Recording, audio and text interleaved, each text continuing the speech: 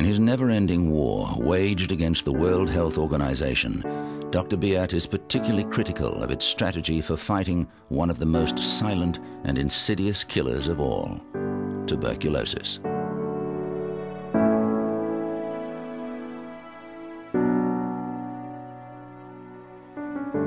The tuberculosis is weakening the immunity of all the children. The immunity is reduced.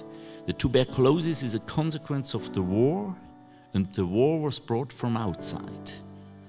And that's one of the reasons why we do not understand our activity here as act of charity or as act of humanitarian aid or assistance, but as act of obligation, as act of justice.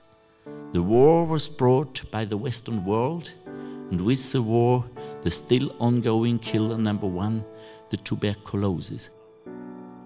The CT scanner, an essential diagnostic tool in the treatment of tuberculosis, has enabled Dr. Beat to paint a precise picture of the true scale of the TB crisis. The findings of his ongoing patient research have the potential to reignite the tuberculosis debate worldwide. The Cantabopa research team is discovering that TB is the underlying cause of many other shocking diseases appearing in children, the extent of which the World Health Organization is yet to fully acknowledge.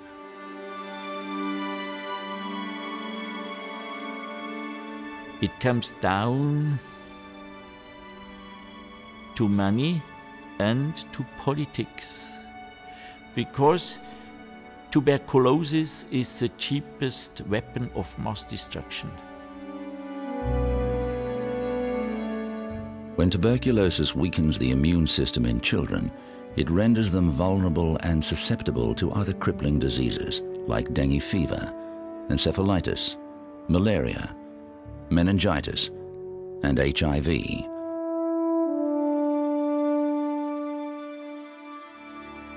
In children, 70% of TB cases affect the lungs, and 25% affect the lymph nodes.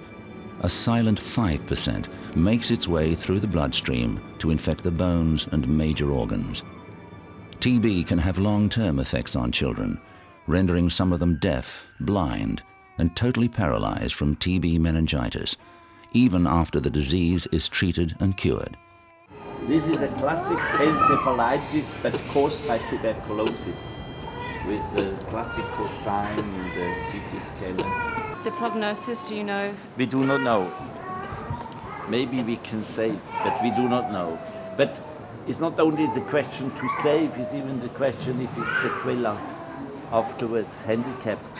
Yeah. So it's very important to do the ventilation, give oxygen and all these things, not to have the brain damage. We will see. And now what is interesting, we can find much more tuberculoma than expected. Still tuberculoma not yet doing symptoms. So even the brain is destroyed by the tuberculosis of these children. But we can save them.